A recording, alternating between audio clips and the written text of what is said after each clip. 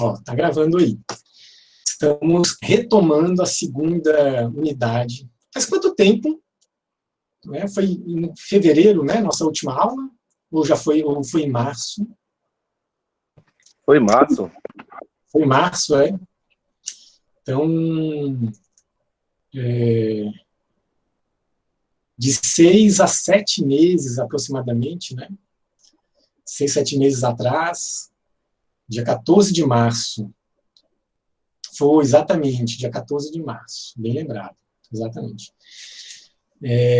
Retomando a unidade 2, a unidade 3, perdão, né? Que o eixo da unidade 3 é trabalho e capitalismo contemporâneo. Ou seja, o que significa, primeiro, o que significa capitalismo contemporâneo?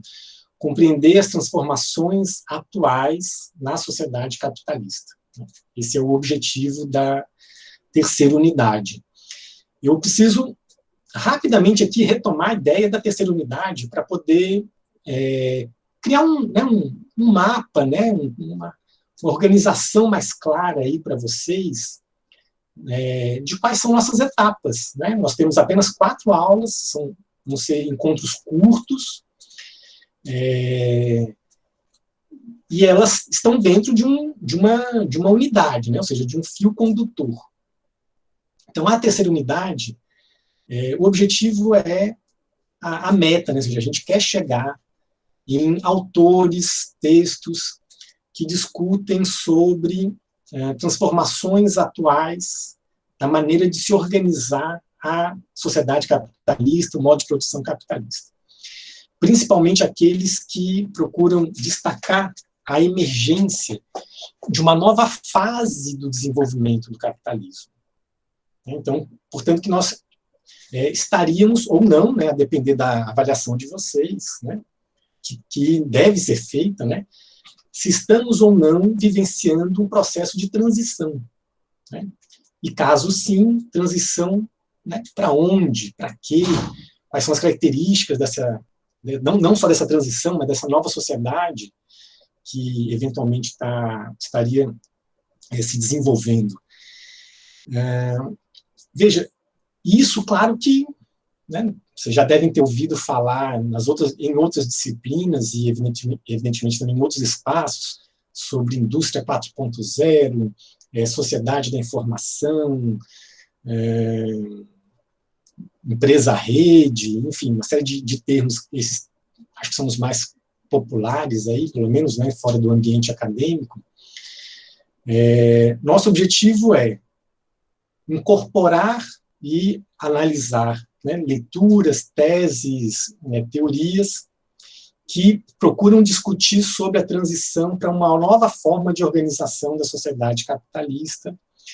Eu estou me referindo aqui a 2 leituras que é uma seleção, evidentemente, né, tem literalmente, sem exagero, dezenas de teses distintas, dezenas, tá?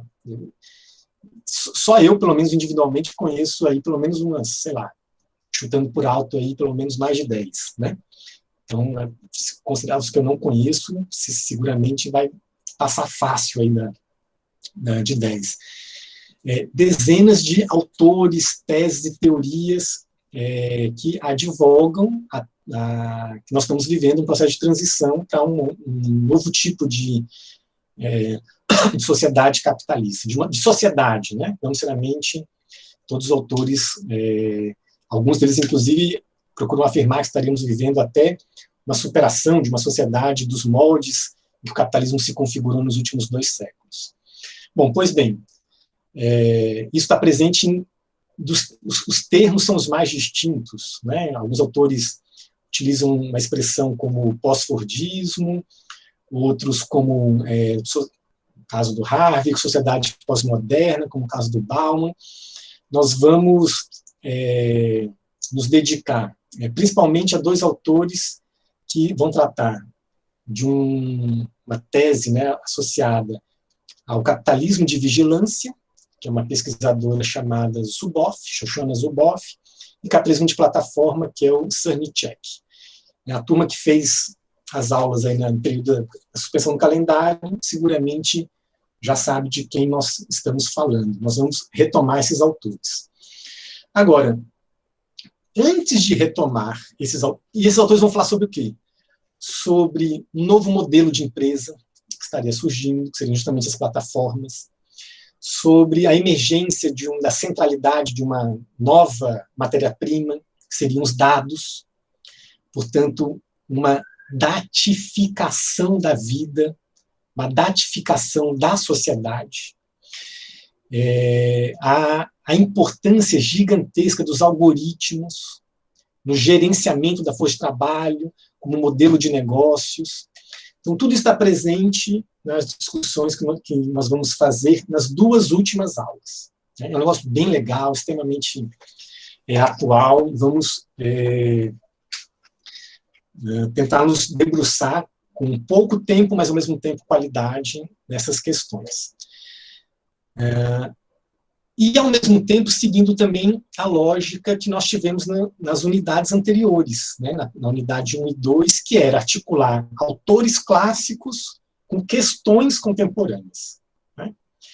Então, no âmbito dos autores clássicos, não sei se vocês vão se lembrar, né, já que foi lá em fevereiro e março que nós fizemos esse roteiro aí, nós começamos a terceira unidade retomando o Durkheim, né?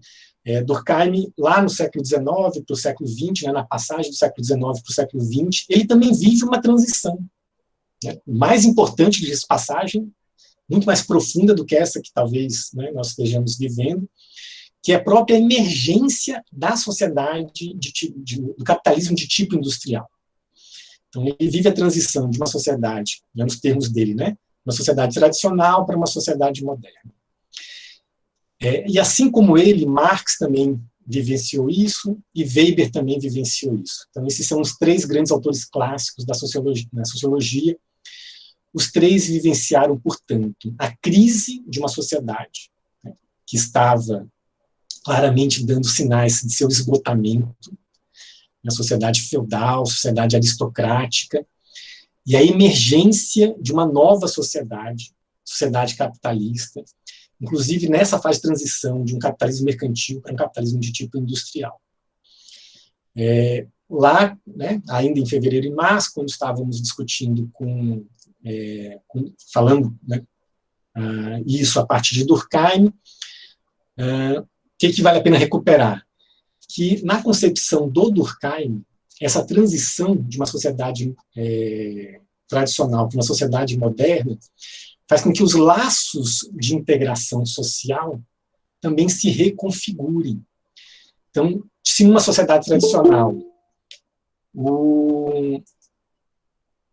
a base da coesão social eram formas compartilhadas de saber, de valores, né, aquilo que o Durkheim vai chamar de consciência coletiva, né, formas de agir e de pensar que são comuns à maioria do grupo. Na sociedade moderna, altamente diversificada, industrializada, urbanizada, em que prevalece vários tipos de religião, várias profissões, uma sociedade mais multiétnica. Uma outra coisa emerge como a base dessa integração social. Para o Durkheim, o que é? É o trabalho. Mais precisamente, a divisão do trabalho. Se lembram disso, gente? Alguém se lembra disso? A gente comentou sobre isso lá atrás. Que bom, Silvana. Silvana, pessoalmente, vai se lembrar disso, imagino, porque o seminário dela falava sobre suicídio, né, Silvana? Então, implicava até fazer esse contraponto, né?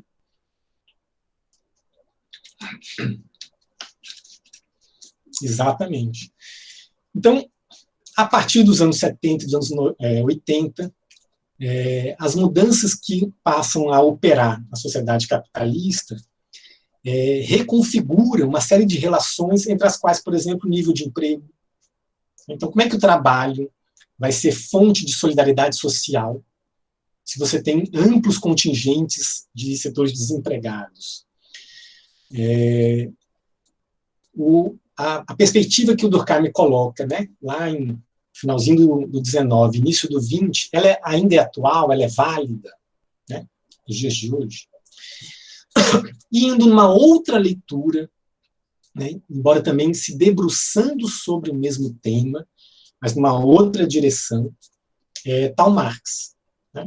E também Weber também, né? Então vale a pena destacar aqui os três autores que eu me referi, né, que são os clássicos da sociologia, né, Weber, Marx e Durkheim.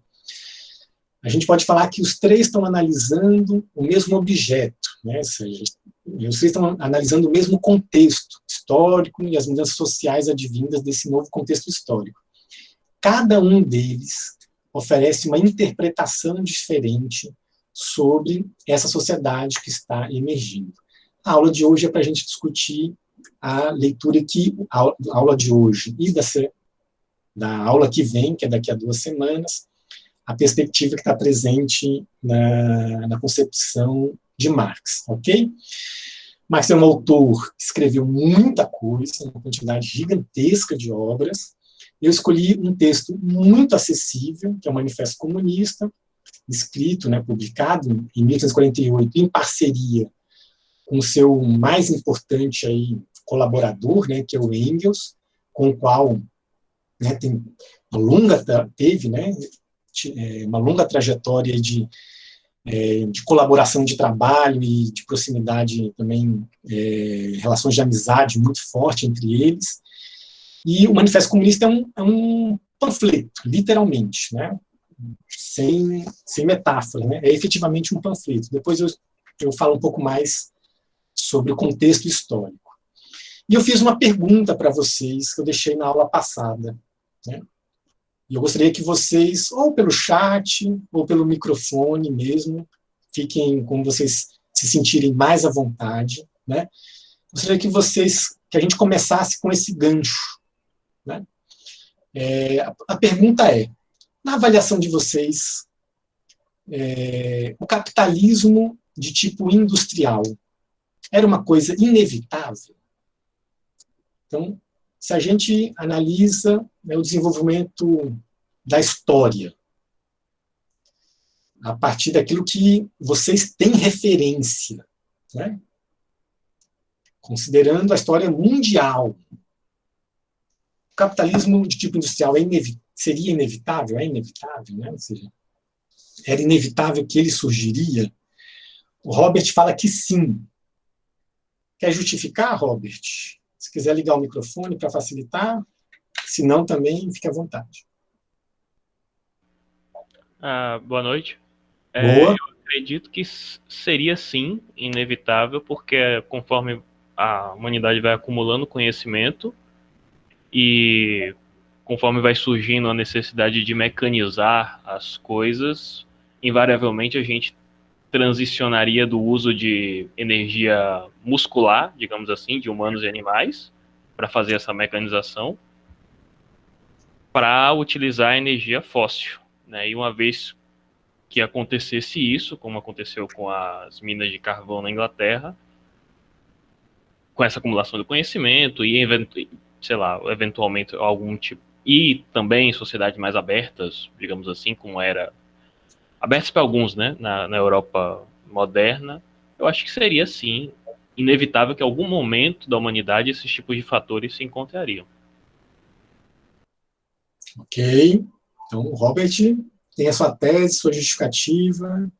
Rafael Santos, quer justificar também, por favor?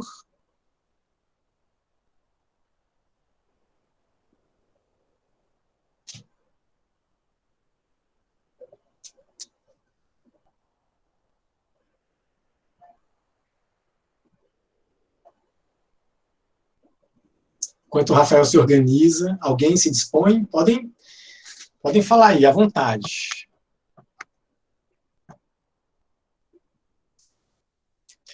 Rafael Oliveira, sim, a primeira pergunta. Capitalismo é uma pergunta meio capciosa, né? Capitalismo, o surgimento do capitalismo de tipo industrial era algo inevitável? Boa noite a todos. Boa noite, Rafael. É que eu realmente fiquei em dúvida, porque acreditar que era inevitável seria talvez acreditar que uma coisa como o manifesto comunista não seria possível, já que ele estaria mudando completamente esse modo de capitalismo que já vinha de antes do capitalismo comercial.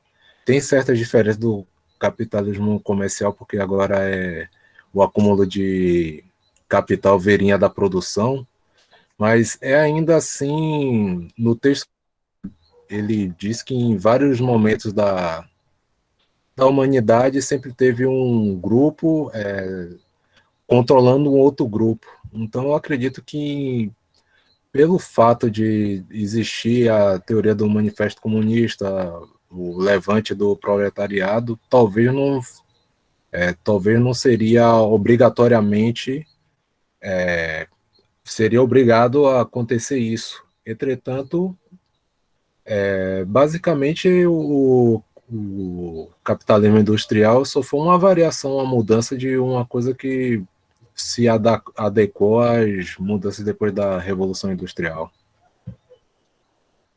Boa, Rafael. Não foi taxativo, né, mas claramente vai em outra direção, né? Silvana, seria mais intencional do que causal. Como assim, Silvana?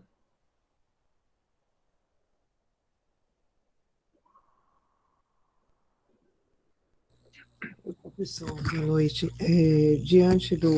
Pegando um pouco da fala aí do Rafael e do texto, né, do manifesto, nesse sentido de a classe dominante ter, de alguma forma, criado condições ou ter levado isso a acontecer, é nesse sentido que eu falei do intencional.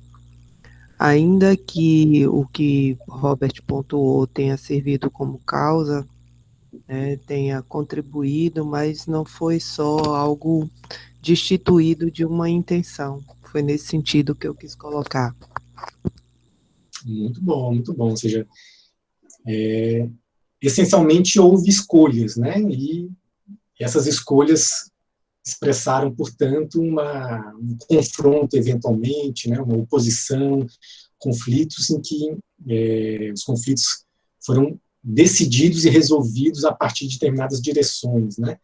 Rafael aqui acrescenta que, Rafael Jesus, que eu acredito que à medida que as coisas evoluem, o progresso é inevitável. O Marx quer entender isso, gente. Ele quer entender.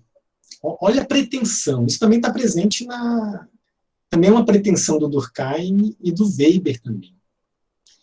Eles tinham consciência, todos eles, né? Weber e Durkheim já não era mais fácil até do que Marx, porque o capitalismo de tipo industrial já tinha passado pela sua primeira fase, né? Já tinha havido a primeira revolução industrial. Então, eles tinham consciência que uma nova sociedade estava surgindo, né? E que, portanto, a sociedade feudal, que marcou, né, a Idade Média, essa estava se esgotando. Para Weber e para Marx, eu não diria, né, na minha interpretação, que eles interpretam isso como algo inevitável. Para Durkheim, a sociedade moderna ela é fruto de um processo de evolução.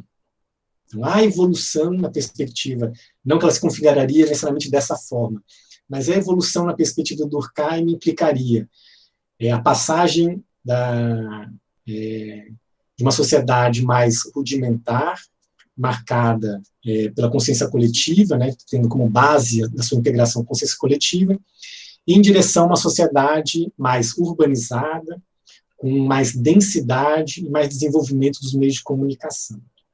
Então, em parte, inclusive, fatores naturais, eventualmente, estimulariam o surgimento da sociedade moderna. Então, a sociedade moderna seria a transição de uma sociedade, utilizando, inclusive, os termos do próprio Durkheim, uma sociedade mais simples em direção a uma sociedade mais complexa. E ela é complexa em que sentido? Em que as funções divididas na sociedade, agora elas passam, as tarefas que a sociedade precisa para garantir sua sobrevivência, elas passam a estar especializadas. Então você não vai encontrar mais aquela figura que é responsável por grande parte do seu sustento. Ele tende a se especializar numa determinada tarefa, e essa especialização das tarefas é a característica, é como se fosse o selo, né, de uma sociedade que está se complexificando, está se tornando cada vez mais complexa, que implica a urbanização e o processo de industrialização. Você tem, então, uma série, depois eu volto aqui, né? Depois eu volto nesses slides que eu passei aqui, eles vão aparecer para vocês aí, slides novos aqui. Então, você tem uma pergunta que, de forma, né, um pouquinho diferente, o Durkheim faria essa pergunta seguinte: o que explica o desenvolvimento social? Né? Weber e Marx, né, o que explica o desenvolvimento histórico e também o desenvolvimento social. E o Marx quer entender isso, o que explica o desenvolvimento histórico? Né? Ele vivencia ou é próximo de grandes processos revolucionários que a Europa vai vivenciar, né, que a Europa vai passar, desde o finalzinho do século XVIII até quando eles publicam o Manifesto Comunista, aqui em 1848. Só a França, né, vivencia pelo menos 3 grandes revoluções. Né? A própria Revolução Francesa, vocês devem estar vendo aí nos slides. Aqui está revoluções, mas tá certo, as revoluções de 1830 chegam inclusive a restaurar a monarquia, depois as revoluções de 1848. Essas revoluções expressam, em qualquer lugar do mundo, uma grande instabilidade política e social. Por que isso? Por que a sociedade capitalista, na sua emergência, na sua formação, ela está vivenciando esse processo, né, tão violento? Né? Porque essas revoluções, a francesa em particular, a inglesa um pouco menos, mas também teve um conteúdo violento também, mas a francesa em particular foram revoluções extremamente violentas. Então, para além do ato em si, né, o que explica essa forma, esse contexto de grande instabilidade? Marx quer compreender isso porque ele quer entender quais são as condições para a superação da própria sociedade capitalista que ainda estava emergindo. Né? Mas, ao entender a transição da sociedade da Idade Média para a Idade Moderna, da sociedade feudal para a sociedade capitalista, ao compreender essa transição, Marx está falando, olha, essa transição talvez dê a chave para a gente compreender outras transições, tanto do passado quanto do futuro. Por isso que a gente está lendo esses textos. Né? Durkheim, Marx, Weber não entrou aqui, mas esse é o motivo que vale a pena a gente retornar aos clássicos. Porque se a gente estiver, de fato, vivendo, né, transições, mesmo que não tenham o mesmo impacto, como é que se compreende esse processo? Então, não está aqui na ordem que deveria aparecer, mas existem várias maneiras de a gente conceber o desenvolvimento histórico. Né? O Marx vai desenvolver uma muito particular. Formas de conceber o desenvolvimento histórico, que não é a do Marx, por exemplo, né? É pensar que a história ela nada mais é do que a reprodução de um presente que se configura na eternidade. Veja, para nós, falar isso hoje é muito estranho, né, para quem vivencia, né, a sociedade contemporânea, em que a transição, a transformação, as mudanças fazem parte, né, do nosso cotidiano, fazem parte de uma geração só. Mas, gente, tentem pensar no que era um indivíduo da Idade Média europeia, na sociedade feudal. O feudalismo na Europa durou quanto tempo, gente? Coloquem aí no chat, por favor.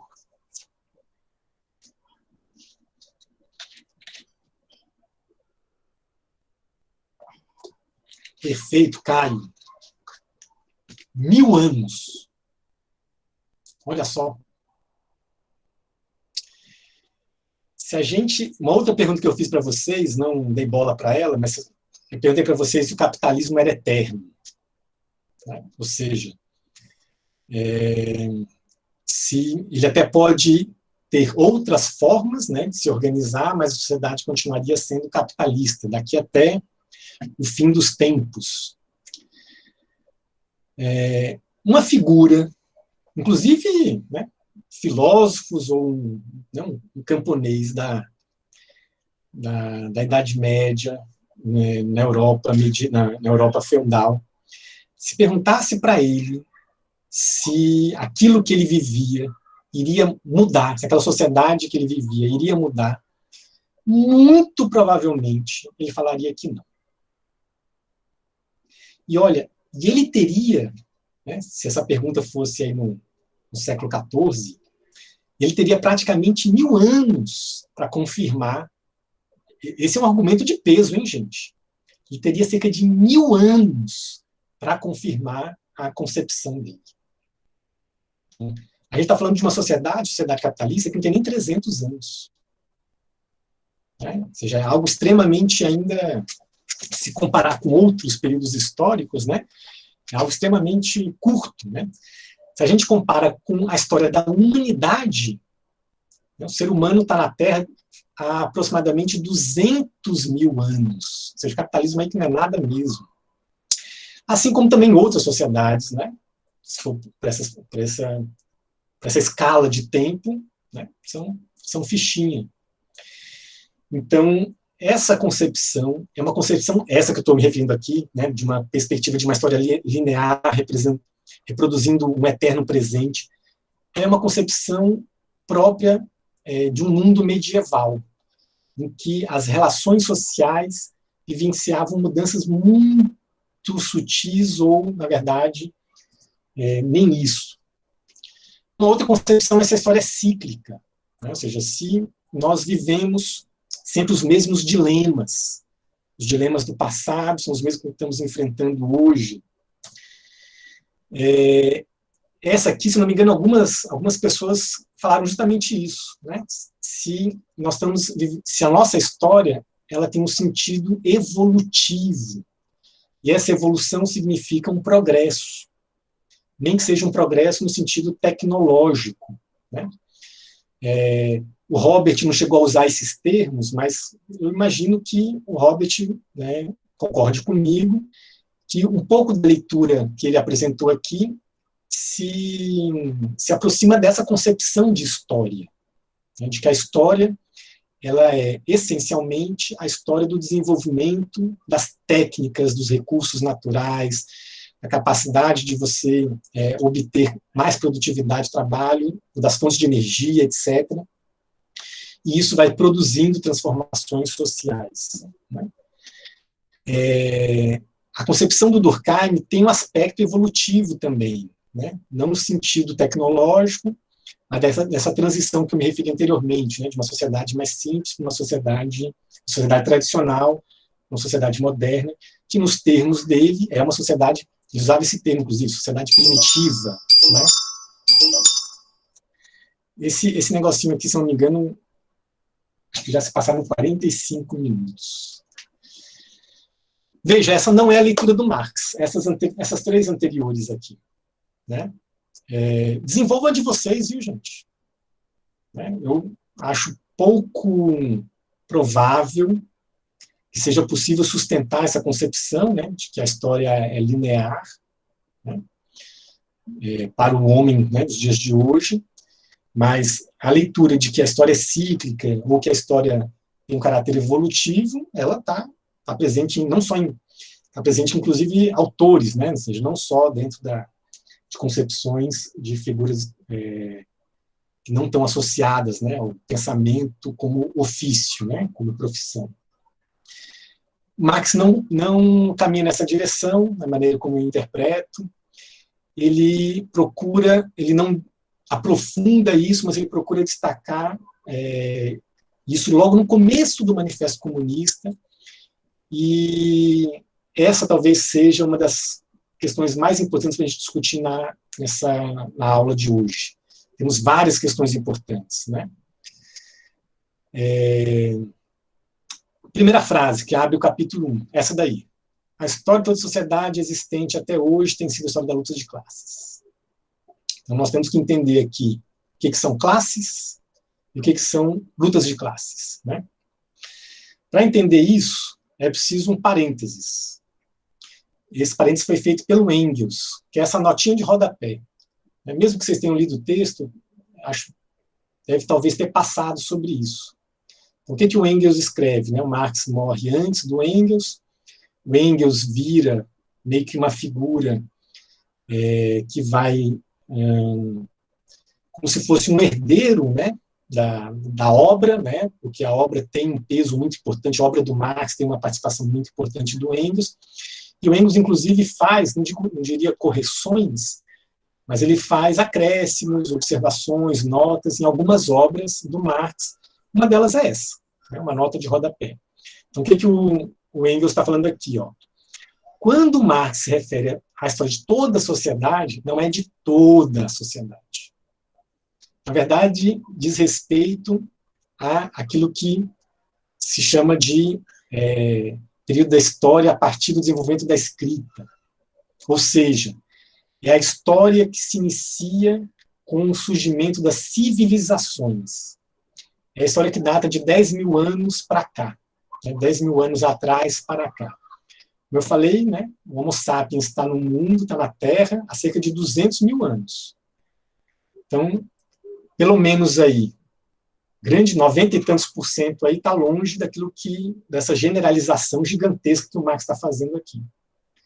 Então, aqui é a história das civilizações. As civilizações se caracterizam por um processo de estratificação social, surgimento da propriedade privada, surgimento do Estado, formas, né, de diferenciação social, não necessariamente de classes, mas diferenciação social, estratificação, que eu me referi.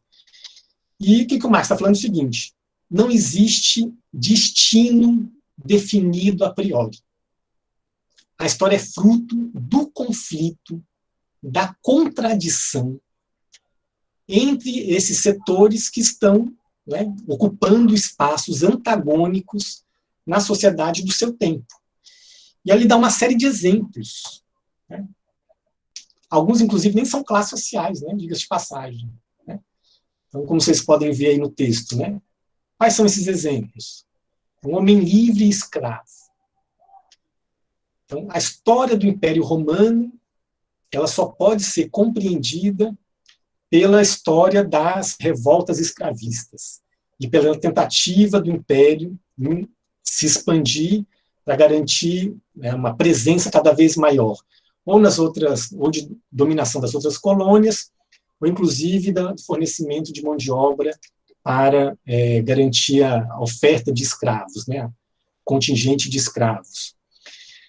Patrícios e plebeus. Também se diz respeito, homem livre e escravo está presente em várias civilizações, né? Praticamente todas as civilizações passaram por isso. O Império Romano é aquele que mais se destaca. Patrício e plebeu aí são características específicas da experiência, né? A República Romana é fruto do processo do conflito entre patrícios e plebeus. Plebeus não eram escravos, eram homens livres empobrecidos em Roma, e patrícios era como se fosse uma aristocracia romana. Né? Então, o conflito deles é fundamental para entender o desenvolvimento da própria sociedade romana, quer seja na fase da sua república, quer seja na fase do seu império. E o Marx continua, né, dando esses exemplos, né, não vou entrar aqui em detalhes. Né? Então, senhor e servo, já está se referindo aqui, portanto, à relação de servidão, que é própria da Idade Média, então já muda, né, o tipo de sociedade, o contexto histórico. Mestre de corporação e companheiro, né, ou seja, os artesãos, né, período ainda medieval. Numa palavra, opressor e oprimido, permaneceram em constante oposição e um ao outro levado a efeito numa guerra ininterrupta. Então, o que explica o desenvolvimento histórico na concepção do Marx? É esta guerra. E não está pré-definido o vitorioso dessa guerra. Então, por isso que, para o Marx, o capitalismo não seria inevitável, na maneira como interpreta o Marx, porque nós não temos nenhuma segurança para falar como seria o destino, né? Ou seja, a resolução desses conflitos no momento em que eles lá ocorreram. As diversas revoltas, as diversas revoluções, etc. Uma solução diferente teria produzido sociedades diferentes. Sociedades que, né, seriam inimagináveis eventualmente, né? Então, como é que aconteceu? Qual foi o destino desses conflitos, né? Ora terminou pela reconstituição revolucionária de toda a sociedade, ou seja, a sociedade ela vive um processo de transição radical em direção a uma nova sociedade, ou pela destruição das classes em conflito. Ou seja, nenhuma das duas classes vence essa disputa, para falar assim, né, para se colocar como classe dominante na sociedade que vai surgir em seguida. Quando ele faz essa interpretação, gente, porque, na verdade, ele está olhando para o que está acontecendo na Europa lá de 1848. Então, deixa eu voltar aqui rapidamente.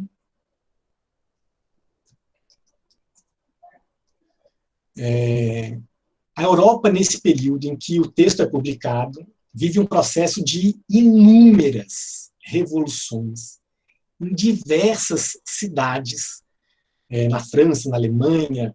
Se imaginava que isso também aconteceria na Inglaterra acabou tendo outra configuração. 47, né, o ano anterior, já havia sido um ano que dava sinais, né, de que a crise e os conflitos estavam se acirrando, e 48 ficou conhecido à época como Primavera dos Povos, em que uma série de mobilizações de trabalhadores urbanos, operários, trabalhadores empobrecidos, ocupou, né, o terreno nesses países, ou, né, a depender, né, alguns países ainda não existiam, como era o caso da Alemanha, né, a Alemanha não existia enquanto país ainda. Então, essas cidades aí no mapinha que vocês estão vendo, são cidades em que em que ocorreram insurreições, mas a França foi o centro dessas insurreições, e Paris, em particular, foi o centro dessas insurreições. O Marx quer entender o que está acontecendo, fruto desses processos. Diga-se de passagem, todos os pensadores da época, né, fizeram a mesma pergunta, tudo mais. E, na leitura do Marx, estava claro que a sociedade feudal aristocrática havia se esgotado e estava emergindo uma nova sociedade, que é a sociedade capitalista. E com a sociedade capitalista surgia também uma nova classe, que era justamente a burguesia, que vinha da sociedade feudal. A burguesia ela surge ainda no marco da sociedade feudal, através do capitalismo mercantil, dá origem a essa classe social que está associada à compra e venda de produtos nas cidades, às feiras e, posteriormente, às grandes navegações. Essa burguesia comercial que surge ainda no seio da sociedade feudal vai entrar em conflito com sua classe antagonista, que era a aristocracia rural proprietária de terras. Então, a crise da sociedade feudal se explicaria, na leitura do Marx, no conflito entre essas duas classes, né? A burguesia e a aristocracia feudal, a aristocracia rural. Em 1848, na leitura do Marx, é como se estivesse encerrando esse ciclo. Então, desculpe que eu estou falando muito, até mais do que eu gostaria, mas é para poder contextualizar e, ao mesmo tempo, identificar, né, as ideias dentro de um contexto, né? Tem que fazer essas duas coisas ao mesmo tempo. Então, Marx compreendia que existia um processo de transição em curso, que, para a gente ter um marco histórico, né, teria como símbolo desse seu início a Revolução Francesa, que é essa crise maior da sociedade aristocrática, em direção a uma sociedade, portanto, né, que não estava claro como é que ela seria, mas em que a burguesia claramente seria a classe dominante, a classe que conseguiria afirmar o seu poder político. E o 1848 seria a conclusão desse processo. Né? Tá claro isso, gente? Né? Essa contextualização histórica? Então, é isso que o Marx está falando nessa primeira passagem que eu coloquei aqui para vocês. Né? E o Rafael... agora já não me lembro mais qual deles, se foi o de Jesus ou o outro Rafael, acho que foi o outro. Mas a sociedade capitalista só repôs aquilo que já existia antes. Tá?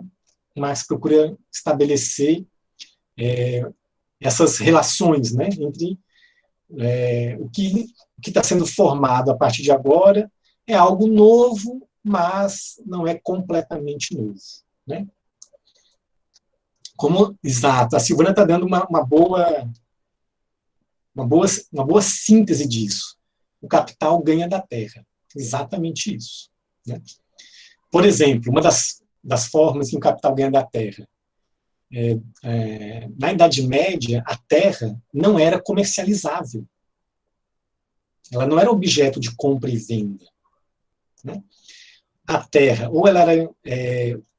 ou existia a posse da terra, né, sem o título da propriedade, que era o caso da população camponesa, e isso se estabelecia, né, de geração por geração, ou a propriedade da terra era concedida através de um título de nobreza.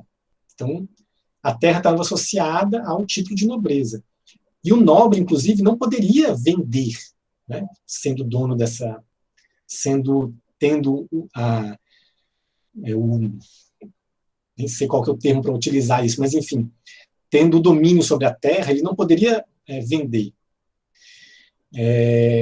E o trabalho, embora pudesse, né, já havia, evidentemente, mas a comercialização da força de trabalho era algo muito, muito marginal, pontual, extremamente rara.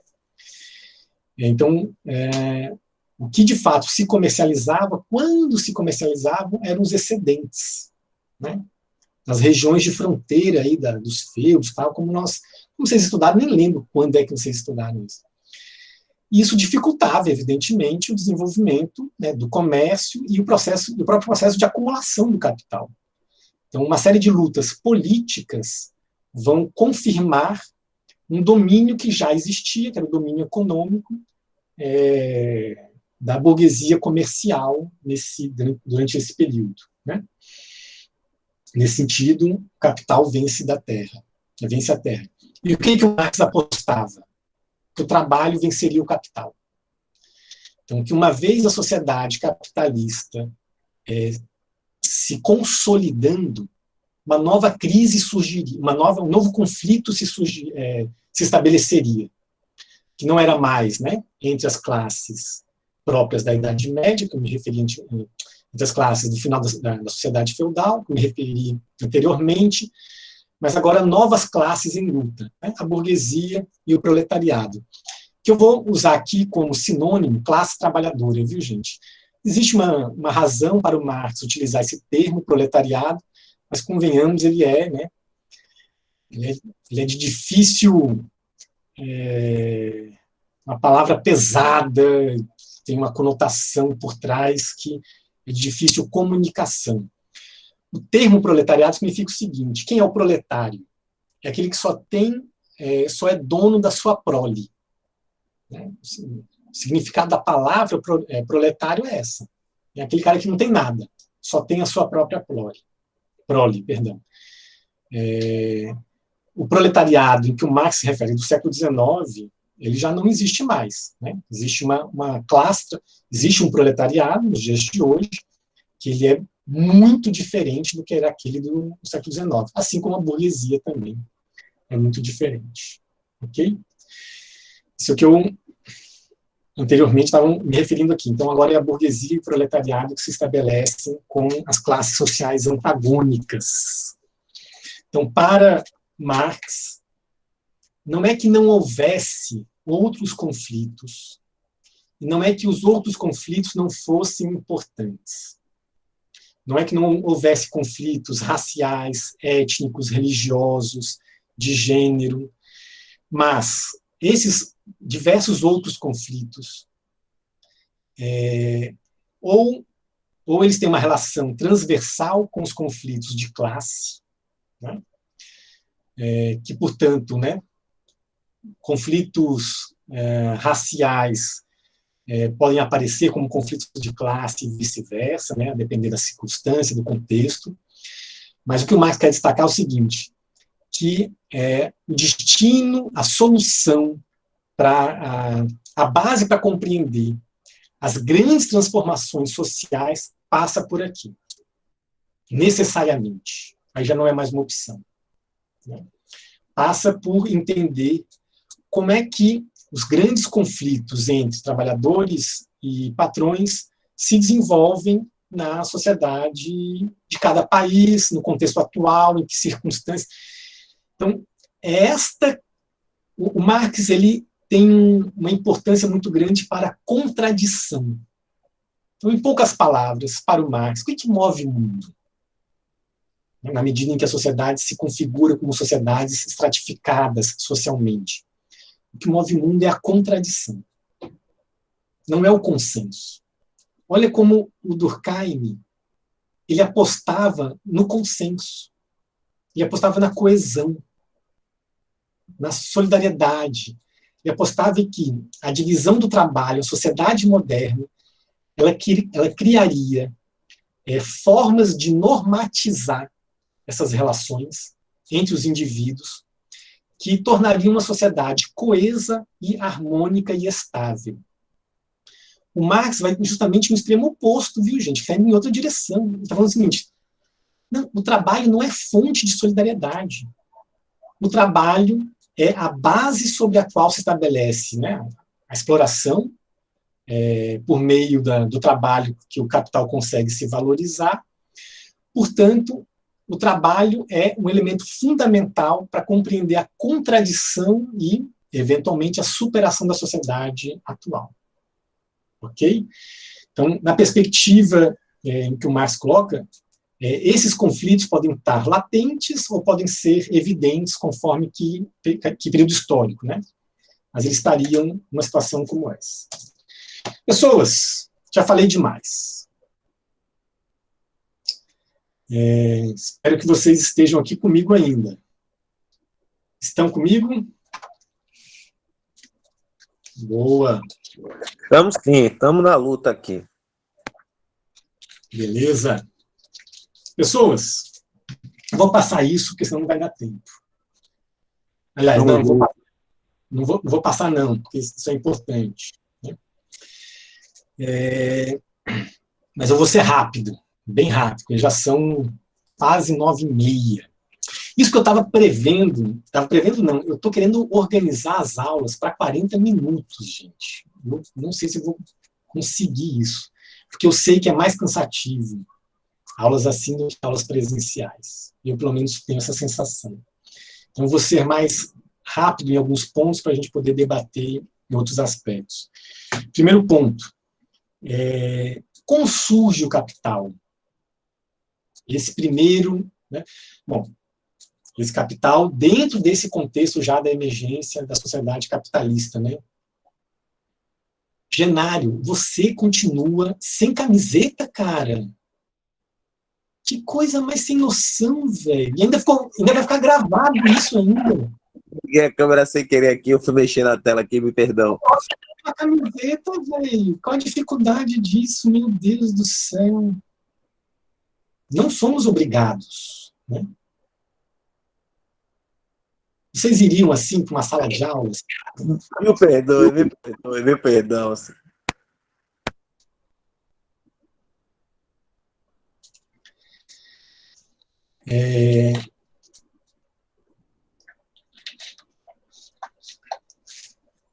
Nem sei se vou poder colocar agora, né? Acho que vai ficar ruim, né? Subir esse vídeo, né? Vai até dificultar aí para os outros colegas aí. Gente, se vistam de forma apropriada, independente se vocês estiverem com a câmera desligada ou não. Isso é uma orientação, não é um pedido, ok? A sociedade, a burguesia que surge no período mercantilista, ela se utiliza de métodos extremamente violentos para conseguir garantir a acumulação do seu capital. Então, vou passar aqui de forma muito rápida, né? Mas isso tem uma importância central, né? Então, é impossível compreender a emergência da burguesia na Europa sem compreender o lado B desse processo, né? O verso desse cartão postal, que é a colonização das Américas, da África e da Ásia, o processo de escravização ou de relações de servidão, né, de ameríndios aqui nas Américas, processo de escravização dos povos africanos, e a expropriação de terras comuns, né? Terras comuns eram as terras ocupadas por camponeses que tinham a posse da terra. Esse é o momento em que as terras começaram a ser comercializadas, mercantilizadas na Europa, principalmente a partir do século XVI, aproximadamente.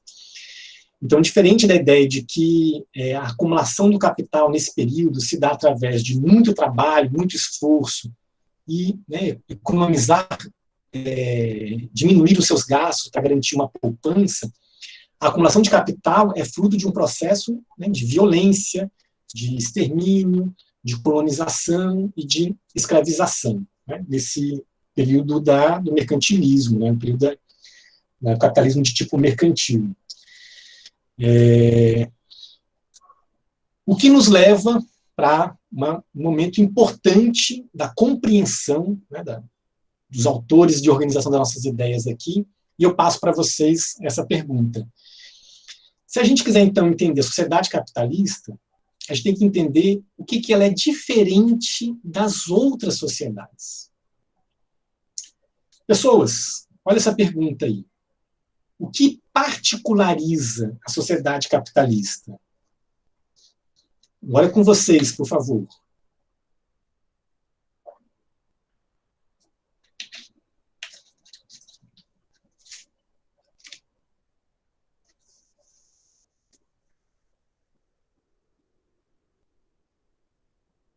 Agora está acima de 18 anos, Robert. Tássio, edita o vídeo. Se eu tiver tempo, Tássio, vou fazer isso. Se eu tiver tempo, eu vou fazer. Mas vamos nos concentrar aqui. O que particulariza a sociedade capitalista? A manufatura como principal agente de geração de valor, ao invés da agricultura? Boa. Então, o Robert, vou pegar aqui algumas coisas aqui. Então, o Robert colocou uma coisa muito importante, a produção manufatureira, depois, como a base da produção do valor, né? A produção manufatureira é um período intermediário, né, ou seja, que antecede a produção de tipo industrial. Então, imagino que o Robert consideraria também a própria produção industrial, né? Ou seja, não é mais o comércio ou a terra, né, como a base do processo de valorização do capital, muito bom. O avatar da Carol está falando aqui 2 vezes, né, a propriedade privada e o lucro.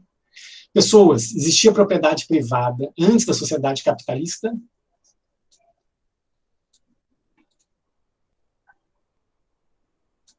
Exato, com certeza. Existia lucro, então não pode ser aquilo que particulariza, né? Ou seja, que a diferencia, que a toma como algo específico, né? Existia lucro antes da sociedade capitalista? Claro, exatamente. Então, a própria Carol já respondeu uma parte das observações dela, exatamente. A Silvana coloca o capital como foco. Está correta, né, a observação da Silvana. No entanto, é exatamente isso, mas não podemos, mas como está ainda muito genérica essa afirmação, não podemos esquecer que também existia capital antes da sociedade capitalista, assim como havia moeda, certo? Não vou entrar aqui nesse detalhe, senão a gente vai entrar aqui em minúcias que entra para outro campo, que eu acho que não é o caso aqui. Mas vale lembrar, né? Ou seja, que antes da sociedade capitalista havia mercado, havia moeda, havia, portanto, dinheiro, havia capital, havia lucro, né? Havia, inclusive, no Império Romano, havia assalariamento, né? Havia pagamento de soldos, né? Então, eram formas de trabalho assalariado. Então, se você pega, né, conjunto de outras, não só a história do nosso umbigo, né? A história das civilizações, o comércio, por exemplo, era o que caracterizava as sociedades controladas pelos povos islâmicos a partir da formação, né, do Império Islâmico, né, dos califados. Eram sociedades urbanizadas, não era a terra a base, o fundamento da propriedade, né, da riqueza social. As sociedades islamizadas, a partir dos anos 600, quando Maomé nasce em 600 e alguma coisa, não lembro agora, pelo calendário cristão. Rafael pergunta, devemos considerar o liberalismo econômico? Exatamente. A venda da força de trabalho, perfeito, Silvana, exatamente isso. Então, veja, uma série de características, uma série de questões diferenciam a sociedade capitalista de outras sociedades. Uma delas, né, atenção sobre o que está sendo escrito aqui, uma delas é o grau de generalidade da mercantilização das relações sociais. É sempre esse lado aqui. Por exemplo, como eu falei para vocês, né, no auge da Idade Média, a terra não era uma mercadoria. Ela não podia ser comprada e vendida. Pessoas, olha essa pergunta aí. Nos dias de hoje, o que não se transforma em mercadoria? Faça um esforço. As pessoas são mercadoria, né? Mas vale lembrar, isso também não particulariza, é verdade, né? Na sociedade capitalista as pessoas são mercadoria, mas isso não particulariza a sociedade capitalista, né? A sociedade escravista também implica a mercantilização de pessoas, né? Da sua forma mais brutal, né, possível, né? O capitalismo, pelo menos no seu elemento essencial, ele mercantiliza não o trabalho em si, mas a força de trabalho, né? Não o trabalhador em si, perdão, o trabalho também. Não o trabalhador em si, mas a força de trabalho, né? O Robert deu uma explicação aqui boa e, ao mesmo tempo, sem dar nenhum exemplo específico, né? É aquilo que não dá lucro, produzir, comercializar. Mas é uma resposta meio circular, né, Robert, embora esteja correta, né? Dê um exemplo concreto, Robert, é um desafio. Vamos lá. Rafael fala, os meios de produção. Na verdade, os meios de produção são mercadoria também, né, Rafael? A força de trabalho é um meio de produção, as máquinas e equipamentos são meios de produção, as matérias-primas são meios de produção, tudo isso é mercadoria, né? O ar. É possível comercializar o ar? Esse é o exemplo concreto do Robert.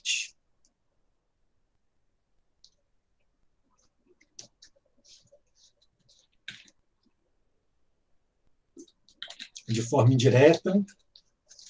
Tenho certeza que o próprio Robert vai conseguir dar um exemplo em que é possível comercializar o ar. Diga aí, de forma indireta, sim. Como? Até ideologia. Muito bom exemplo, Caio. Veja a camisa do Che Guevara. Até aquilo que, em tese, seria a negação, o capitalismo consegue se apropriar e transformar em mercadoria, né? Lutas identitárias, né, que foram incorporadas pela agenda, né, a agenda das lutas identitárias foi incorporada pelo mercado, pelos meios de comunicação, que transformaram um estilo de vida, muitas vezes, né, uma forma de se diferenciar, sem que necessariamente se expresse um processo de conflito maior, né? O ar também pode ser, viu, Robert? o protocolo de Quioto é uma forma de comercializar o ar. Os países poluentes podem comprar carbono, né? Os países poluidores, né, podem comprar a fixação de carbono, né, ou seja, para de outros países, né, aqueles que não têm a cota, né, para isso, né. O ar e a água já foi comercializada, né, há muito tempo, né. O ar e a água são matérias-primas essenciais e nós estamos vivenciando tentativas de comercializar o ar ao mesmo tempo em que se diminui aí a pressão para o aquecimento global e tudo mais, né? Vocês já alugaram um amigo? Eu mantenho o desafio, viu?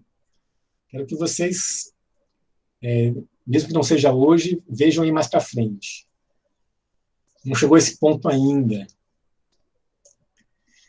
Eu vou aqui passar rápido, porque já são 9h35. Perdão aí pelo tempo. Nós temos para além dos exemplos empíricos, certo? Para além dos exemplos empíricos, nós temos, pelo menos em uma direção, pensem nisso como se fosse uma fronteira se expandindo, né?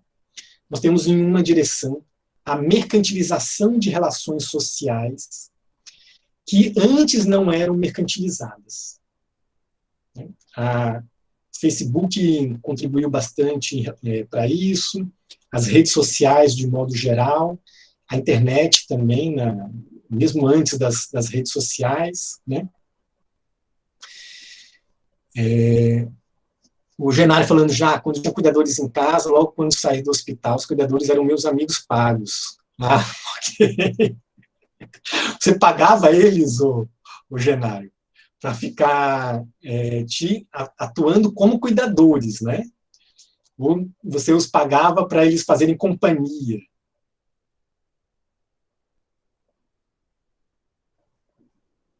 Como cuidadores, tá? Mas entendi. É uma combinação, né, entre cuidadores e amizade. Você poderia fazer sem necessariamente ser por meio de amigos, né, que seriam, digamos, profissionais, exatamente. Ah, certo. Acabava se tornando, aí sim, mais importante ainda. Recuperando um pouco do que eu estava falando, vejam só, algumas coisas que alguns anos atrás, né, décadas, anos, a depender aí do horizonte que você queira dar, não eram mercadoria e se transformaram em mercadoria, né? O ar, como eu falei agora, a partir do protocolo de Quioto, se transformou em mercadoria. Interação social, no espaço da amizade, né? Por meio das redes sociais, virando mercadoria. Dados pessoais, informações pessoais, gosto virando mercadoria. Então, uma das características, para antecipar um pouco do que a gente vai falar lá na frente, uma das características do capitalismo contemporâneo é que aquilo que era mercadoria no século XIX, né, uma parte disso lá perdeu sua importância aqui, né, no século XX e perdeu sua importância no século XXI. E existe um processo crescente de ampliação dessas relações sociais que acabam entrando na órbita mercantil. Agora, o inverso também é verdadeiro, viu, gente? Também existiam atividades que antes eram mediadas pelo mercado e acabam se tornando atividades sem valor mercantil, ou seja, que não são comercializadas. O exemplo mais fácil da gente entender. As tecnologias da informação facilitaram a gente administrar a nossa conta no banco, por exemplo. Então, uma série de procedimentos bancários, né, não sei se deixa eu ver se eu me lembro aqui, o nome. Tem uma aluna nossa, né, uma colega de vocês, que trabalha em banco, né? Uma quantidade enorme de atividades que antes eram feitas por profissionais, que o banco tinha que pagar e, portanto, era um custo para eles, foram externalizadas para o próprio cliente e agora vira uma atividade que não é propriamente uma atividade comercial, né? A própria gestão do dia a dia da conta, por exemplo. Isso vale para McDonald's, né? McDonald's divide uma parte do seu trabalho com o cliente, o iFood, quando você quer resolver um problema de alguma conta sua, você tem que utilizar o chat, ou fazer através de uma URA, né? Porque tanto o chat ou o telefone podem ser automatizados e tudo mais, né? O Rafael colocou aqui, no site 20 Conto tem gente vendendo 7 dias de amizade, vendendo, talvez, né? Imagino, Rafael, vendendo 7 dias de amizade, né? A Daniela Coelho falando, é aquela máscara capitalismo, pagando bem que mal tem, exatamente. O Genário falando, que não se transforma em mercadoria, feiura, nunca vi ninguém comprar esse padrão. Na verdade, vende. Para ator de filme de terror também, exatamente. Para filme de terror, é possível, né? Na medida em que diminua, eventualmente, o preconceito em relação a pessoas feias e passa a existir uma agenda nessa direção, seguramente elas vão aparecer em publicidade e tudo mais. Com certeza. Né? Segundo aspecto, um elemento essencial. Pode falar, Genaro. Professor, eu me lembrei de um detalhe aqui importante, naquela Olimpíada de 2016, que foi no Rio, questionado a Globo porque ela não transmitiu o Paradesporto, que é a Olimpíadas para pessoas com deficiência. E a repórter da Globo falou a seguinte frase: não é bonito mostrar deficientes na televisão. Eu não esqueço dessa frase, que inclusive a Globo depois demitiu essa repórter. Muito, muito bem colocado, muito bem lembrado. Não tinha identificado isso, não sabia disso, mas muito bem lembrado. Exatamente. Por isso que eu falei que a figura não era complicada. Desculpa, Genário, eu acabei interrompendo. Eles não transmitiram no canal aberto, não é? Isso, eles não transmitiram no canal aberto porque eles diziam que não era bonito mostrar pessoas deficientes em canal aberto para todo mundo ver. E aí eles botaram Malhação no lugar da transmissão da Paralimpíada. E isso foi uma grande crítica. Aí por isso que eu falei que feiura não é o padrão que todo mundo compra, entendeu? Bem lembrado, muito bem lembrado. Você tem razão. Não estou questionando o seu argumento, não. Pelo contrário, estou reforçando. Agora, pode se tornar, viu? Né? Eu não identificaria, evidentemente, utilizando os seus termos, né? Isso não significa feiura, né? Mas a Paralimpíada pode se tornar comercializável, né? Na medida em que houver, de um lado, uma campanha maior e mais interesse das grandes marcas que patrocinam, né, essas atividades, né? Como aconteceu com o futebol feminino, né? Nas Copas anteriores, estava legado ao ostracismo e também não tinha nenhum interesse comercial, né? Sim, hoje o futebol feminino já é um pouco mais aceito e já tem mais um público frequentando os estádios para assistir, isso é verdade. Exatamente. Diga-se de passagem, se tem algum lugar em que o Brasil é potência olímpica, é nas Paralimpíadas, né? O Brasil, né, geralmente paga vergonha nas Olimpíadas, e tem desempenhos excelentes na Paralimpíada. Justamente, é onde ganha maior índice de medalhas, é justamente na Paralimpíada. Já chegamos a ficar em primeiro lugar. Aí, ó.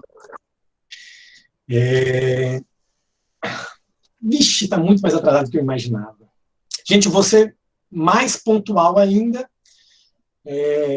então não vou entrar em questões históricas, né? Vou entrar só na discussão da ideia, né? Então, um elemento fundamental em que o Marx destaca, que caracteriza a sociedade capitalista, é de que a forma hegemônica de apropriação do trabalho é através da compra e venda da força de trabalho, base sobre a qual se extrai a mais-valia, ou seja, se extrai o valor que viabiliza a valorização do capital, né?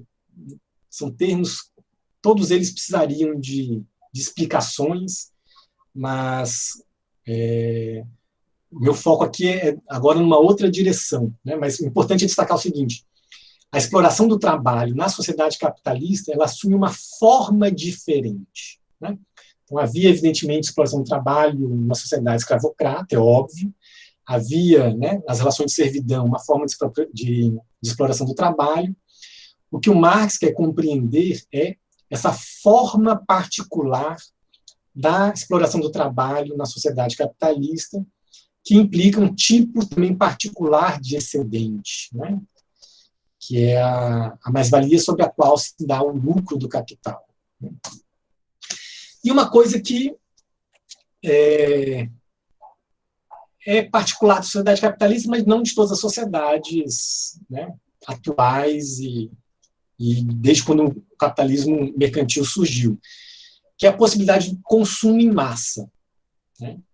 Então, isso passa a ser uma realidade para segmentos muito particulares, né, de uma classe trabalhadora qualificada e de setores da classe média, e principalmente dos países centrais, né?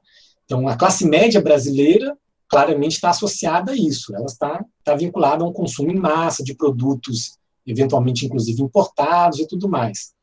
Mas essa não é a realidade da maior parte da população brasileira. Vide aí o número de pessoas que pediram o auxílio emergencial, né? Foram cerca de 100 milhões de pessoas no Brasil que requisitaram o auxílio emergencial. E cerca de 50 milhões contempladas, né? Ou seja, uma quantidade gigantesca de pessoas em situação de pobreza e ou miséria, né? Por fim, o último aspecto dessa seleção que eu fiz, né, não são apenas essas, né? Evidentemente, a gente poderia destacar outras mais. Um aspecto fundamental da sociedade capitalista, o Robert, inclusive, chegou a abordar de forma pontual isso anteriormente, é a busca por um aumento constante da produtividade do trabalho, que implica uma transformação constante dos meios tecnológicos para aumentar essa produtividade de trabalho, e que, por sua vez, implica numa instabilidade, numa agitação constante que distinguem a época burguesa de todos os precedentes, né, utilizando as expressões que o Marx aqui está utilizando. Tem uma frase, né, uma linha do Marx que é bem icônica, né? Ou seja, o capitalismo se caracteriza por ser uma sociedade em que tudo que era muito sólido rapidamente se desmancha no ar, dado o grau, né, de transformação de uma sociedade extremamente dinâmica. Veja, isso não é a tônica das sociedades pré-capitalistas, independente de qual seja, viu, gente? As sociedades pré-capitalistas, elas se caracterizavam pela manutenção da ordem social nas mesmas condições. O capitalismo vive uma situação que é paradoxal. Para que ele se mantenha, ele tem que mudar, tem que se alterar constantemente. E essa transformação implica uma sociedade, do ponto de vista econômico, tecnológico, político, em todas as dimensões, uma sociedade também extremamente dinâmica. Ninguém morre de tédio no capitalismo. Você pode morrer de outras coisas, né? De tédio, claramente não. Entre essas transformações, aquilo que nós vamos ver um pouco mais à frente, que são formas de tentar compreender o capitalismo contemporâneo, né? Não vou falar sobre isso porque a gente vai falar lá na frente. Então, o capitalismo é como se fosse uma sociedade que está o tempo inteiro marcada por uma situação de instabilidade. Então, o que eu quero que vocês façam para a próxima aula? Ainda no capítulo 1, eu deveria ter pedido, eu deveria ter chamado mais participação de vocês. Me desculpem, a aula foi muito só eu falando, pouco diálogo e mais discurso, né? Discurso não, né? Mais exposição. Mas eu gostaria que, para a gente, inclusive, né, não reproduzir essa situação, quero que vocês se dediquem a ler e refletir sobre a questão da maneira como Marx compreende as crises econômicas na sociedade capitalista. Ok? Vejam se vocês recuperam isso no texto e reflitam sobre isso. E reflitam sobre os dias de hoje. Né? 2 spoilers. Primeiro, o tipo de crise que o Marx se refere, que é uma crise de superprodução, não é a crise que os países estão vivendo hoje, o Brasil e os demais países, fruto, né, da pandemia. Né? Todos os países estão vivendo uma situação de dificuldades econômicas, alguns com crise, outros com recessão. Né? O Marx se refere a um tipo de crise econômica que não é aquela que a gente está vivendo hoje. Então, qual é? O que significa uma crise de superprodução? Então, repetindo aqui a pergunta, Daniela, qual é a teoria das crises que aparece aqui no Manifesto Comunista para a gente poder discutir, né? Como é que o Marx entende as crises, né? Então, o primeiro spoiler para compreender a situação econômica, né, no Brasil e no mundo nos dias de hoje, que é uma situação em alguns casos, né, de crise econômica, de recessão para alguns países, essa teoria das crises que o Marx se refere, ela não é o que a gente está vivendo. Então, o Marx se refere a uma crise de superprodução. No entanto, as saídas dessas crises, ou seja, as medidas que o capital procura adotar para sair da crise, talvez valha, né, tanto para as crises de superprodução, para, né, a situação atual em que nós estamos vivendo, quer seja no país, quer seja no Brasil, quer seja nos Estados Unidos, Itália, Espanha, em outros países, a Índia, países africanos, etc. Então, procure identificar também a análise que o Marx faz sobre isso. Ok?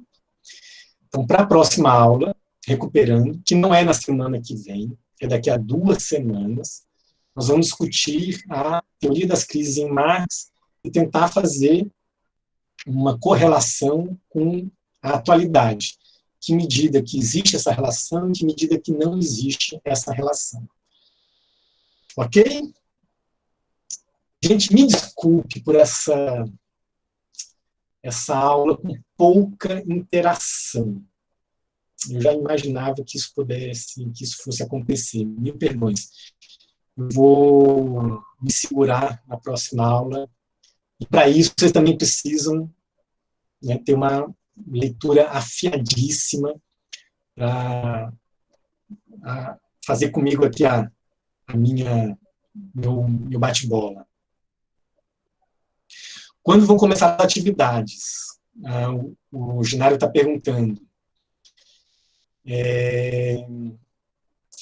Provavelmente, já na semana que vem, né, mesmo sem aula, eu posto deixa eu ver aqui, semana que vem, que dia que vai ser? Dia 23. Então, eu imagino que até o dia 23, eu vou postar no Google Class as orientações da atividade 1, ok?